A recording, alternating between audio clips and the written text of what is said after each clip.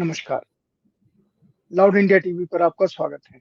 आज रविवार है, 11 बजे हैं और हम अपने सबसे महत्वपूर्ण शो लाउड अभय दुबे शो पर हैं। अभय जी हमारे साथ हैं। अभय जी आपका स्वागत है। अभय जी एक अजीब स्थिति देश में पैदा हो रही है जिसके बारे में आपसे बात करनी है। कल सारी दुनिया ठप हो गई। माइक्रोसॉफ्ट का जो हैक हो गया कि वो कह रहे हैं कि हमने उसको थोड़ा-सा ठीक किया जिसकी वजह से ये हाल हुई, पर सारी दुनिया ठप हो गई। लेकिन रूस और चीन ठप नहीं हुए क्योंकि उन्होंने 2002 में ही समझ लिया था कि अगर हम माइक्रोसॉफ्ट के साथ रहे तो हमारे सामने भविष्य में क्या परेशानियाँ आ सकती हैं। तो सिर्फ चीन और रूस 2 ऐसे ऐसे देश थे जिन्होंने अपनी टेक्नोलॉजी डेवलप की। भारत इतने दिनों से टेक्नोलॉजी की बात कर रहा है और हम बिल्कुल मान के चल रहे हैं कि हमारा देश टेक्नोलॉजी के मसले में दुनिया में सबसे ज़्यादा है, जैसा सरकार दावा कर रही है। मैं भी मान रहा हूँ। लेकिन प्रश्न ये है कि हमने इतने सालों में इस स्थिति की कल्पना नहीं की। दूसरा, और हम भी उसी पचड़े में कल फँस गए। हमारे हमारे सारे बैंक और हवाई जहाज़ सब रुक गए। अब महत्वपूर्ण बात यह है कि आज भा, भा, देश के हमारे देश के वायुसेना के उप प्रमुख एयर वाइस चीफ मार्शल ने आज एक सवाल उठा दिया है जो इससे जोड़ के आपके सामने आ गया होगा सवाल। उन्होंने कहा है आज भाषण देते हुए कि आत्मनिर्भरता के नाम पर देश की सुरक्षा से समझौता हो रहा है और उन्होंने खुलेआम ये कहा कि देश की सुरक्षा से समझौता नहीं होने चाहिए। उन्होंने ये भी कहा कि हमारे देश में लड़ाकू विमानों की कमी है और जो हमारी अपनी फैक्ट्रियां हैं वो 2 साल पीछे हैं हमें विमान देने का जो उन्होंने हमें कैलेंडर दिया था। इसलिए हमको किसी भी कीमत पर देश की सुरक्षा से समझौता नहीं करना चाहिए। ये और लड़ाई होती है तो हमारे पास लड़ाकू विमान नहीं है। इस बयान को लेकर के और हमारे मेक इन इंडिया और आत्मनिर्भरता वाली जो शोर है और जिस शोर ने अभी दिखा दिया कि हम कितने आत्मनिर्भर हैं। हमारे पास कोई दृष्टिकोण नहीं था कि हम अपने इस स्थिति की कल्पना करते जो कल हुई और आज वायुसेना प्रमुख ने ये कहा। इसके ऊपर मैं आपसे टिप्पणी चाहता हूं क्योंकि ये सचमुच देश की सुरक्षा का सवाल है। सरकार ये सोच नहीं पा रही है या सरकारों ने, क्योंकि 2002 में अगर चीन और रूस ने ये समझ लिया था तो भारत की सरकारों ने 2002 से लेके आज 2024 चल रहा है, इसके बारे में क्यों नहीं सोचा? संतोष जी, आपके सवाल को सुनकर मुझे कुछ पुराने दिन याद आ गए। ये 84, 85, 86 की बात है, जब मैं दिल्ली की पत्रकारिता में अपने लिए जगह तलाश कर रहा था और दिन रात मैं किसी नई खबर की तलाश में रहता था। तो उन्हीं दिनों मुझे पता चला कि भारत जो है अपना लड़ाकू विमान लाइट कॉम्बैट एयरक्राफ्ट LCA बनाने जा रहा है। लंबे अरसे से इसका प्रयास चल रहा है और LCA का परीक्षण होने वाला है।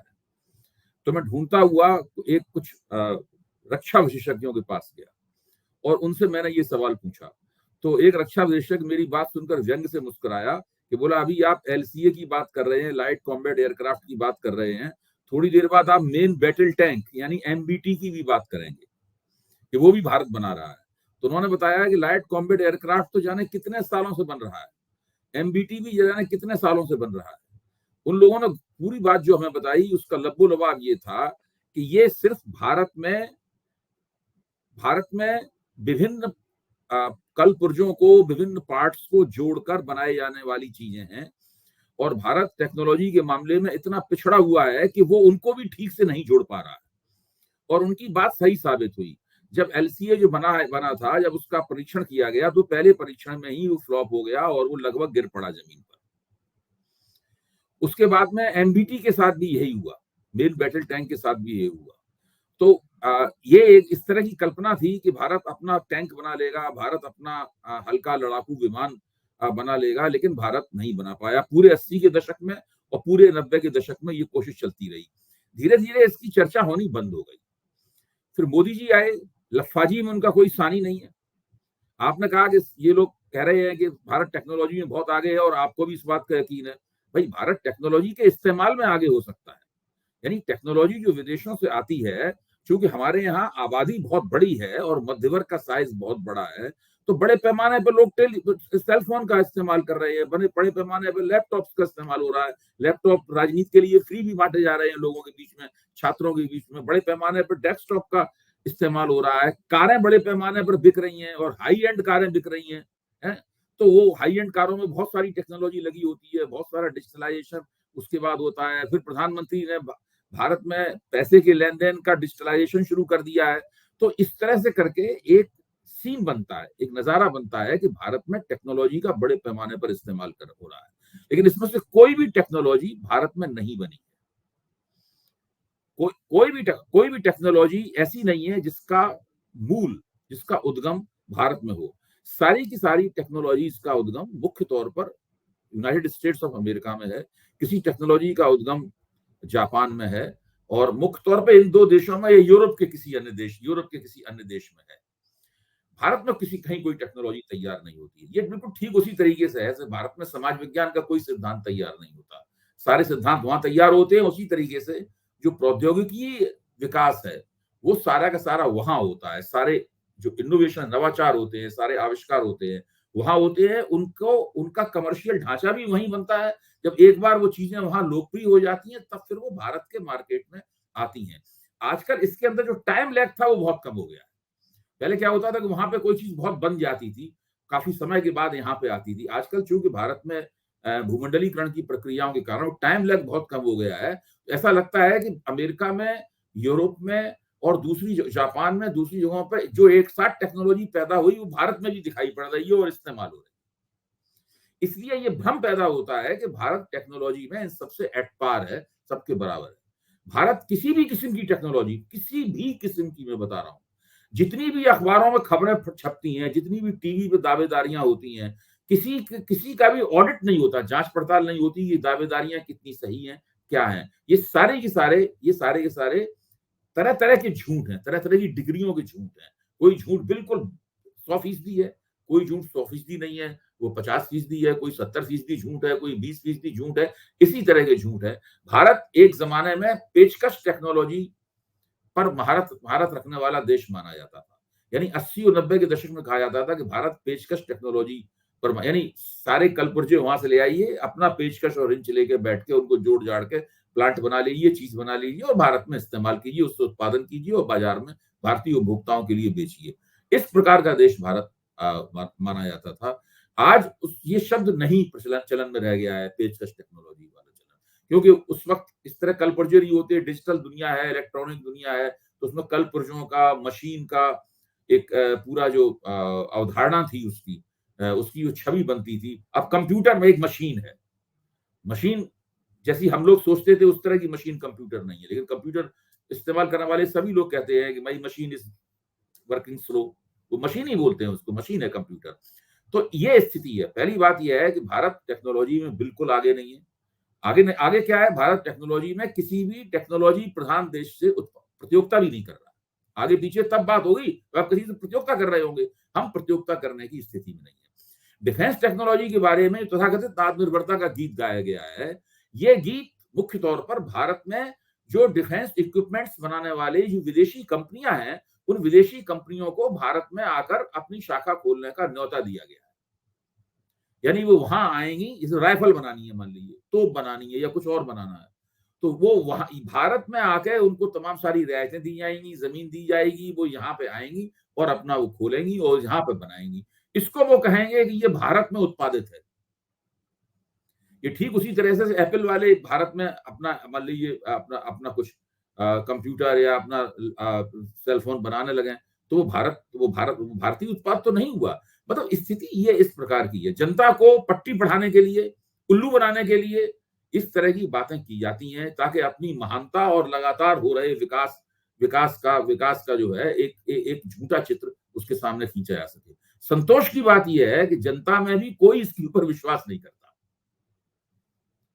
पब्लिक में भी कोई विश्वास नहीं करता इसके ऊपर, क्योंकि इस बात के आधार पर जो डींगे मारी जाती हैं इस बारे में, न सरकार को कोई वोट मिलता है और न ही इन नेताओं की कोई छवि ऊपर नीचे होती है। ये सब प्रधानमंत्री को लगातार अपने सफलताओं का गुणगान करना है, प्रधानमंत्री के जो इर्द गिर्द घूमने वाले दूसरे छुटभइये प्रवक्ता हैं, उन्हें प्रधानमंत्री की सुर में सुर मिला के ये सब बातें करनी है। तो ये सब चलता रहता है लगातार, और जो मीडिया स्पेस कैप्चर कर लिया है इन सब लोगों ने, उस मीडिया स्पेस में इन बातों की अनगूंज होती रहती है, इन बातों की प्रतिध्वनियां उस मीडिया स्पेस में होती रहती हैं, और दरअसल जमीन पर कुछ भी नहीं होता है। देखिए, अब इस बात को ये कहा जाए कि मैं भारत की जो प्रतिभा है ज्ञान विज्ञान में या प्रौद्योगिकी के क्षेत्र में, मैं उस प्रतिभा को नकार रहा हूं, बिल्कुल नहीं। भारतीयों में, जैसे रजनी कोठारी जी एक बार कहा था कि भारतीयों में ग्रे मैटर की यानी प्रतिभा की कोई कमी नहीं। भारतीय यहाँ समस्या ये है कि उस प्रतिभा के फलने फूलने विकसित होने के लिए कभी कोई संस्थागत आधार जो मुहैया कराया जाना चाहिए वो नहीं है।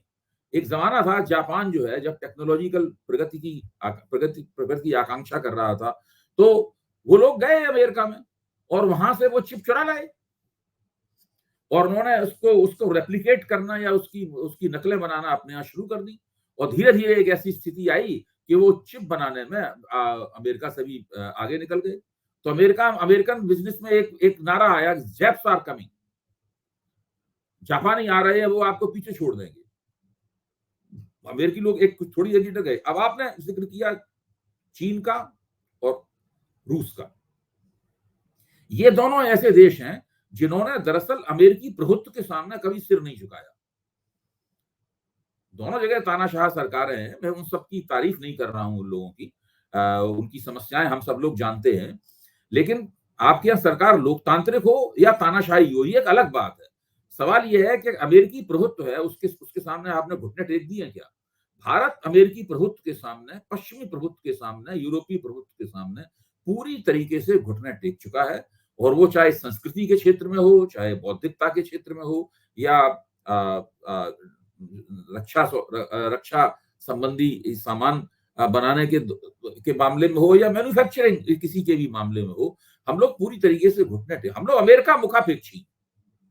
बाकी और देशों के साथ में हमारे संबंध हैं, लेकिन जिस तरह के संबंध हम लोगों ने अमेरिका से अपने बना लिए हैं, उसकी तुलना ना चीन से की जा सकती है, उसकी तुलना चीन से तुम्हारा झगड़ा है, ना उसकी तुलना रूस से की जा सकती है। तो इन देशों ने कुछ अमेरिकी प्रभुत्व को कमजोर करने के लिए या अपने ऊपर हावी ना होने के लिए कुछ बंदोबस्त किए हैं अपने स्तर पर। उन्हीं बंदोबस्तों के चलते ये लोग माइक्रोसॉफ्ट का जो वहां गड़बड़ी हुई, वहां पर एक अपडेट उन्होंने उसमें लगाई, अपडेट सुधार के लिए की जाती है, जो अपडेट लगाई उस अपडेट की वजह से चारों तरफ गड़बड़ी फैल गई। लेकिन अभी भी मैं मानता हूं कि चीन और रूस भी प्रौद्योगिकी और ज्ञान के उत्पादन में अमेरिका से काफी पीछे है। जापान वाणिज्य में और वहां से ली गई प्रौद्योगिकी को बेचने में सारी दुनिया में उसका उत्पादन करने में आगे है, लेकिन ये मानना कि जो मौलिक जो नवाचार और आविष्कार होने हैं, मतलब जो है वो कोई जापान में हो रहा हो, ऐसी बात नहीं है। कुछ बातों में उन लोगों ने अमेरिका को पीछे किया है, लेकिन अगर कुल मिला के आप देखें तो अमेरिका अभी भी इस मामले में नंबर एक का देश है। अबे जी मैंने सवाल किया एक जो कल खुल के बोले हमारे उप वायुसेना प्रमुख, जिन्होंने सरकार से ये साफ साफ कहा, ये शब्द हैं उनके, कि ये जो निर्भरता के नारे के पीछे आप देश की रक्षा से समझौता हो रहा है, ये नहीं होना चाहिए।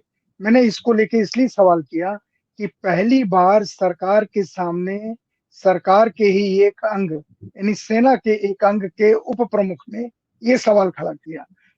इस सवाल के साथ एक दूसरा सवाल मैं आपसे कह रहा हूं कि जो आपने बिल्कुल सही कहा, कहानी ये है कि जितने भी फ्रॉड बैंक के साथ हो रहे हैं, अकाउंट्स के अकाउंट खाली हो रहे हैं फ्रॉड में, लोग पूरे के पूरे पैसे उड़ा ले रहे हैं।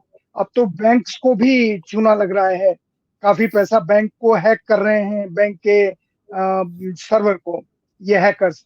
इसकी कोई सुनवाई या इसका कोई तोड़ हमारी सरकार नहीं निकाल पा रही है, और सारे लोगों को प्रेशराइज कर रही है कि आप सब कुछ जोड़ दीजिए अपने आधार कार्ड के साथ, और बैंक से आपका सारा पैसा चला जाए, कुछ भी चला जाए, आपके पास कहाँ आप शिकायत करें ये भी नहीं पता। और जो जो हमारे यहाँ साइबर क्राइम की जो इन्वेस्टिगेशन की स्थिति है, मैंने आपको बताया था कि मेरा ही फोन हैक करके मुझे जो जवाब पिछली बार मैंने कहा था कि मुझे ये धमकी आई कि हम तुम्हारे साथ ये कर देंगे, नहीं तुम इतने $1000 हमको भेजो, आपने मुझे राय दी थी कि इसको हम इंफॉर्मेशन दे दें, हमने इंफॉर्मेशन दे दी, लेकिन कोई वहां से हमारे पास सुनवाई नहीं हुई। तो मैं सिर्फ ये कह रहा हूँ कि ये अपना भोगा हुआ है कि पैसे अगर आपके अकाउंट से चले जाते हैं, ना सरकार जिम्मेदारी लेती है ना बैंक जिम्मेदारी लेती है, आप चिट्ठी पत्री करते रहिए। और ये आत्मनिर्भरता निर्भरता वाला मसला, इसलिए मैं आपसे पूछ रहा हूँ कि इतना खतरनाक खेल शुरू हुआ है, हिंदुस्तान उसका अगर सामना करने की तैयारी अभी नहीं करता और सरकार इस जिम्मेदारी को नहीं लेती या जिम्मेदारी से मुंह मोड़ती है, और कल अगर चीन और पाकिस्तान के साथ अगर हमारी लड़ाई हो गई, अच्छा हम ये कह सकते हैं कि हम लोगों को अपनी जानकारी दे रहे हैं, लेकिन ये सारी जानकारी तो हमारे दुश्मनों के पास है, चाहे वो चीन हो या पाकिस्तान हो। जो उप वायुसेना प्रमुख ने कहा, ये सारी जानकारी उनके पास है, क्योंकि ये जानकारी ऐसी नहीं है जो हमारे दुश्मनों को नहीं पता हो, सीआईए को नहीं पता हो, आईएसआई को नहीं पता हो, चीन की जो खुफिया एजेंसी है उसको नहीं पता हो, क्योंकि हमारा जितना भी कम्युनिकेशन सिस्टम है वो अभी भी चाइनीज कंट्रोल में है। वही मशीनें हैं यहाँ, हर चीज बग हो रही है वहां पे। जो मोबाइल फोन है उनमें, चीन के बने मोबाइल फोन में हम लोगों ने स्टोरी की थी कि सारे के सारे हर चीज में बगिंग, आप जो भी बात कर रहे हैं वो चीन में कहीं रिकॉर्ड हो रही है। तो मैं इसको देखते हुए आपसे कह रहा हूँ कि हम किसी, आपकी नजर में हम कितनी गंभीर परिस्थिति में घिरे हुए हैं देखिए, हम लोग सुरक्षा की दृष्टि हमेशा गंभीर, देखिए कहा जाता है कि भारत को देखिए, भगवान पे यकीन नहीं है तो भगवान पे यकीन हो जाएगा आपको। सारा का सारा भगवान भरोसे चल रहा है। मोटे तौर पर सारी दुनिया में ये बात कही जाती है कि in modern world the incompetence of Indians are legendary, is legendary. इसकी वजह ये नहीं है कि हम लोगों के पास बुद्धि की कमी है या हम लोगों के दिमाग में वो बात है ही नहीं, हमारे पास है ही नहीं, हम लोग वो उस प्रतिभा से ही वंचित हैं। दिक्कत की बात यह है कि आजादी के बाद जिस तरीके से हम लोगों की मौलिक प्रतिभा को पुष्पित पल्लवित किया जाना चाहिए था, वो संस्थागत आधार देने से होती है। आप देखिए, मेरे पास इस वक्त तुरंत आंकड़े नहीं है, लेकिन सब लोग उन बातों को जानते हैं।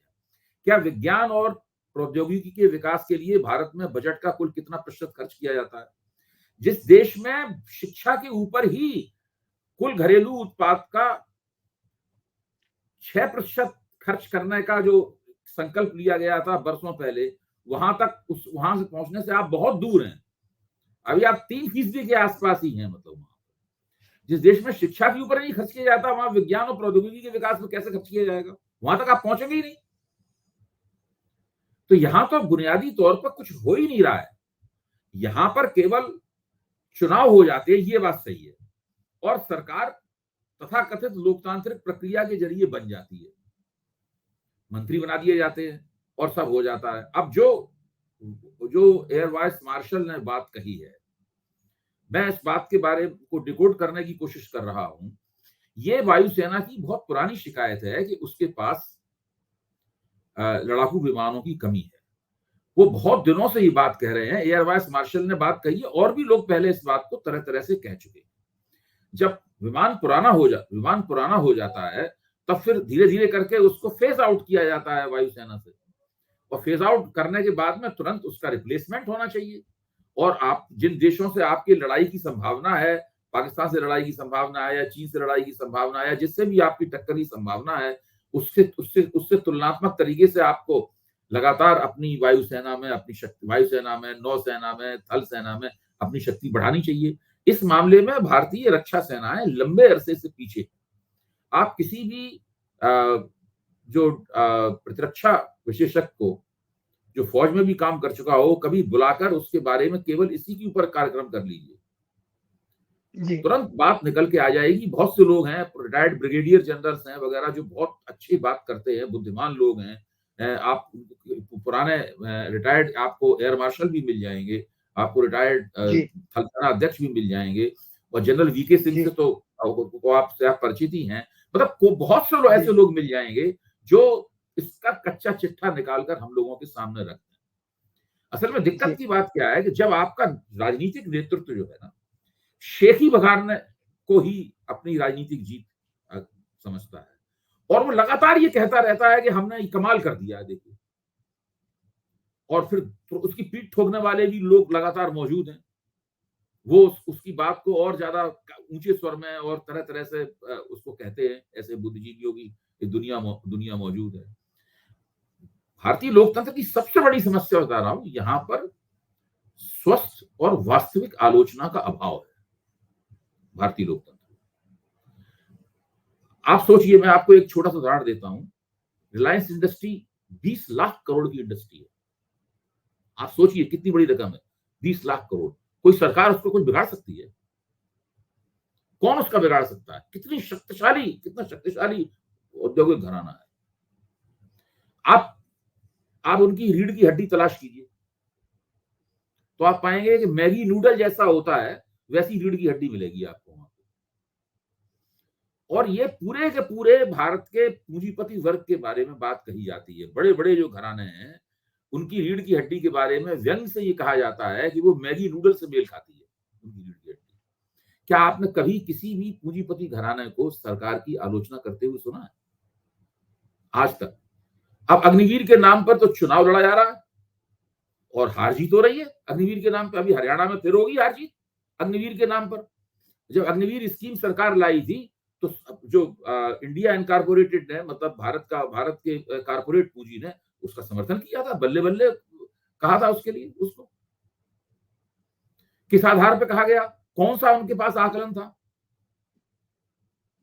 सरकार अपने कामों के लिए पीठ वाहवाही ढूंढती है और उस वाहवाही को देने में वो लोग जो कि सरकार के बाद सर्वाधिक शक्तिशाली हैं, कारपोरेट पूंजी। भाई सरकार के बाद सबसे शक्तिशाली कौन कौन कौन लोग हैं? पूरा मीडिया उनके हाथ में है, वही लोग सबसे शक्तिशाली हैं। वो वाहवाही करने लगते हैं।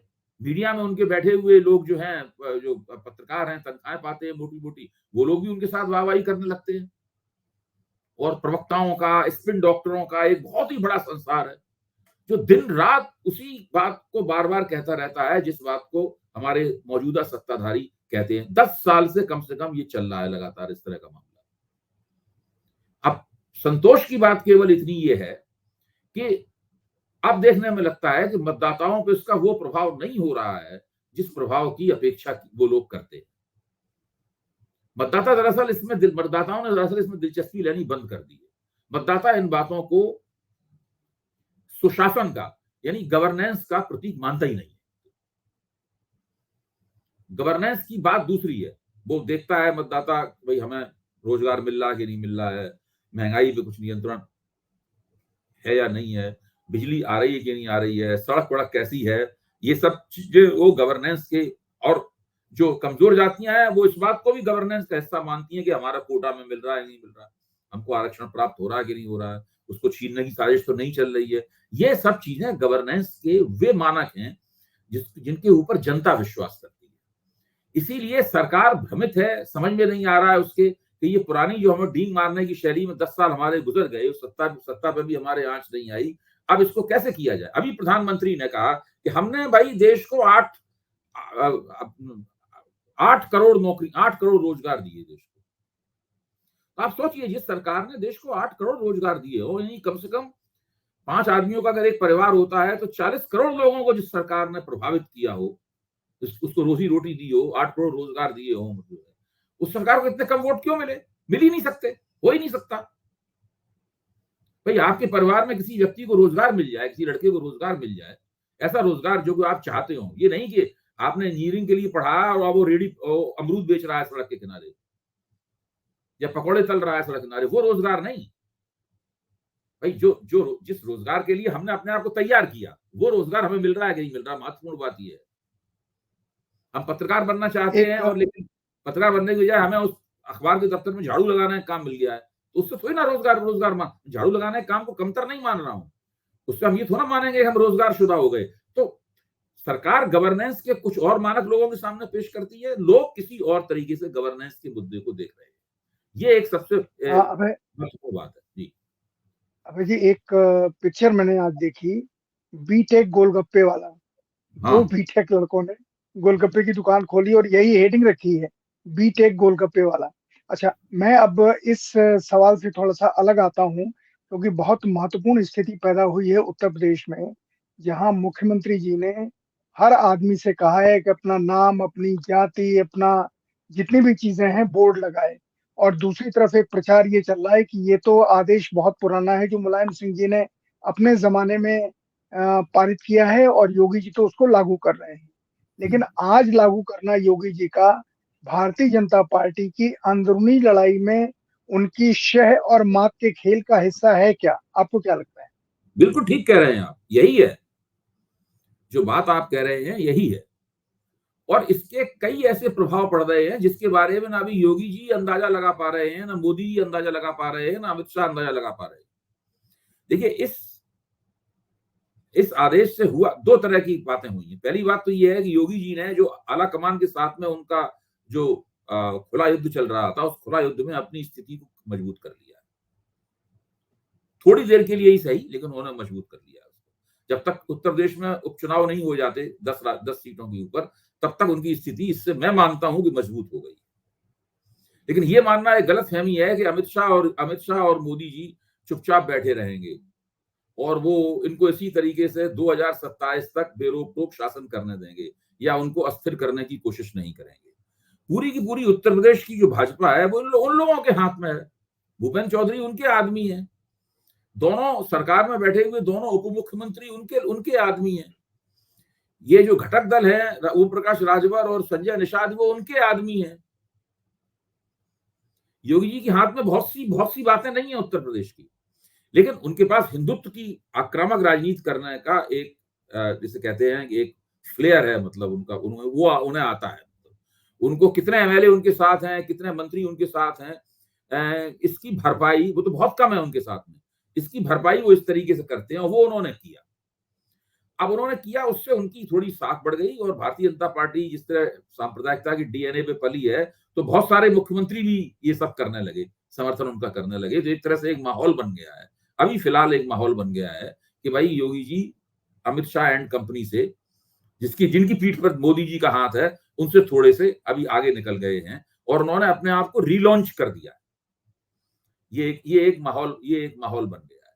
लेकिन इससे दूसरी तरफ हुआ क्या है? दूसरी तरफ हुआ है कि जो घटक दल है, उनके अंदर बेचैनियां बढ़ गई, क्योंकि वो जानते हैं इस तरह की नीति से सीधे सीधे वो प्रभावित हो रहे हैं। अब 10 जो उपचुनाव होने वाले हैं, उसमें एक सीट राष्ट्रीय लोकदल को लड़नी है।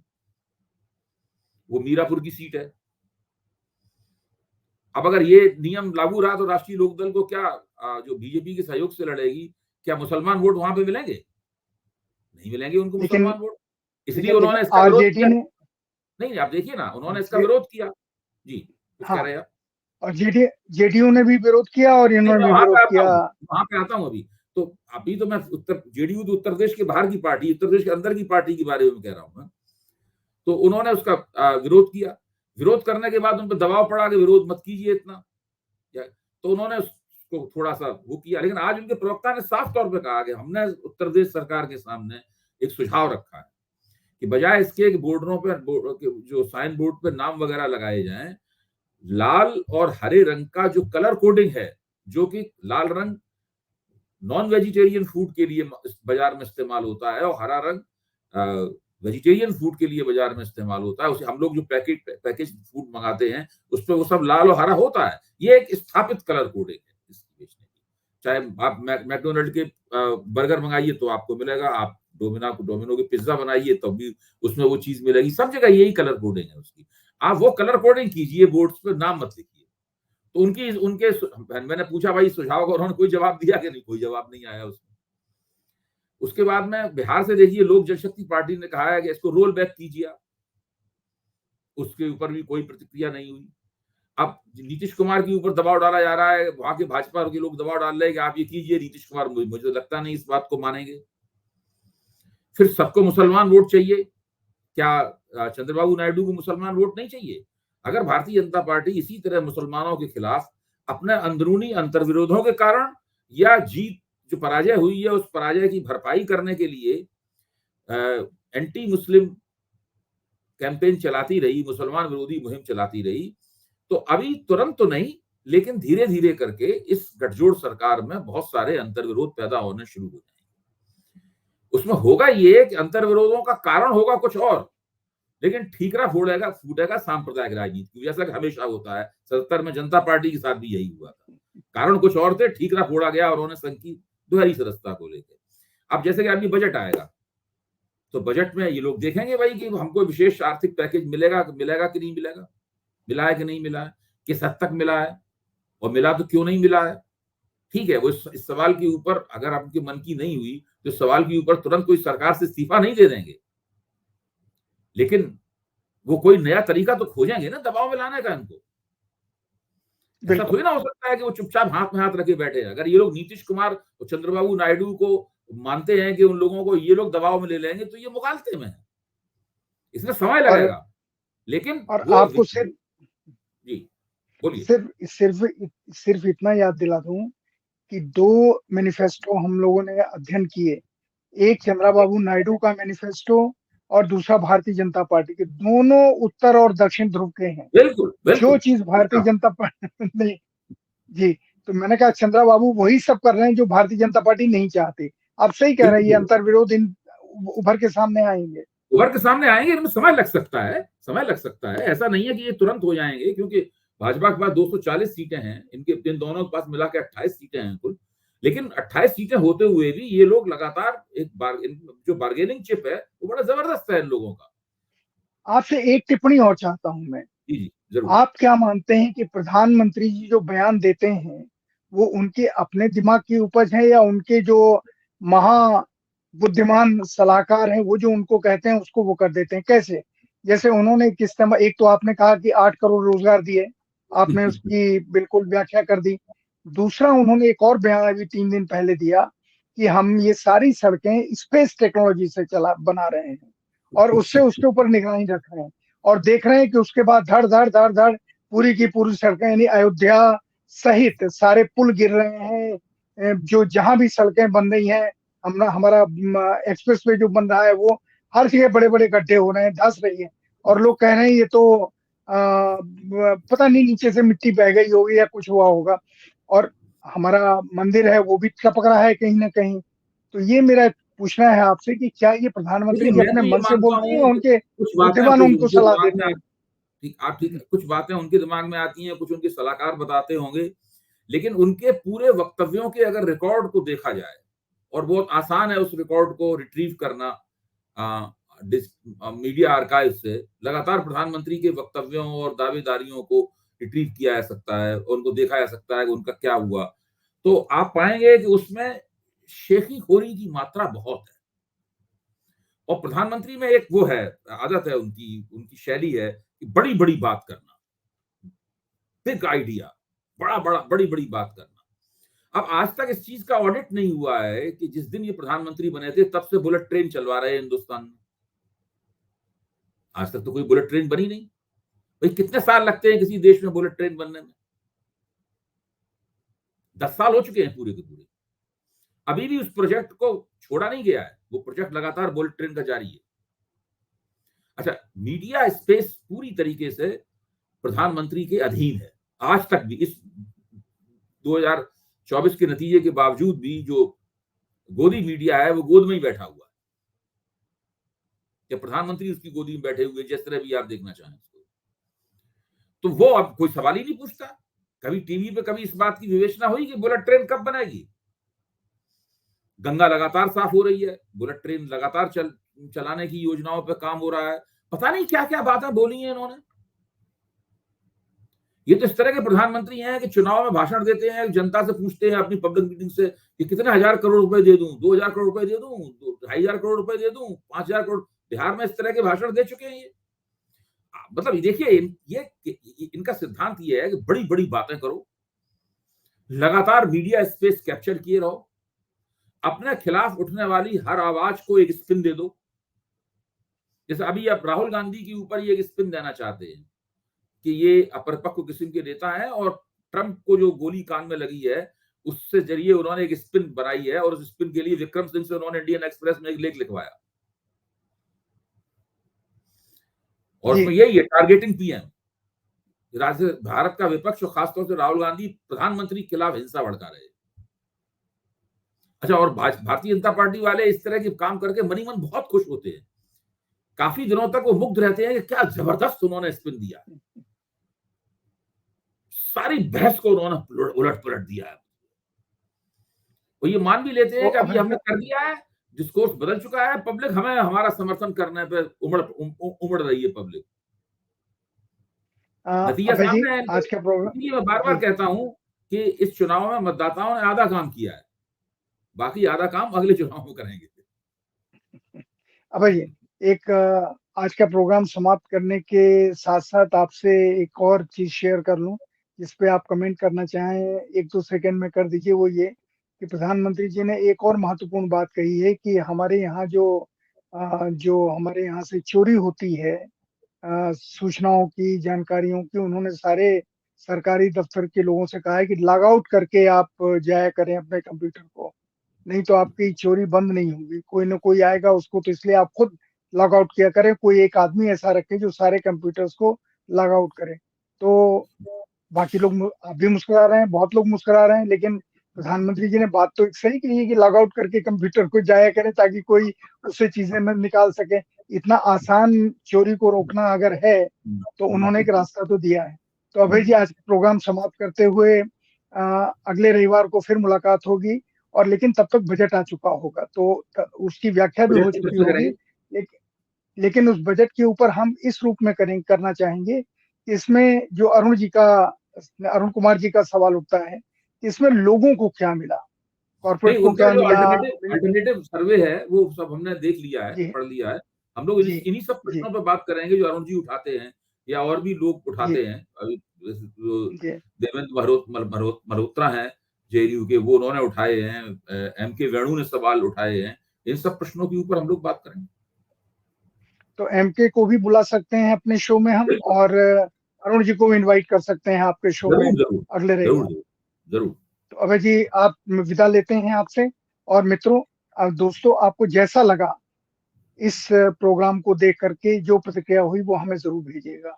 आप सबका बहुत बहुत धन्यवाद अभय जी, बहुत धन्यवाद। नमस्कार।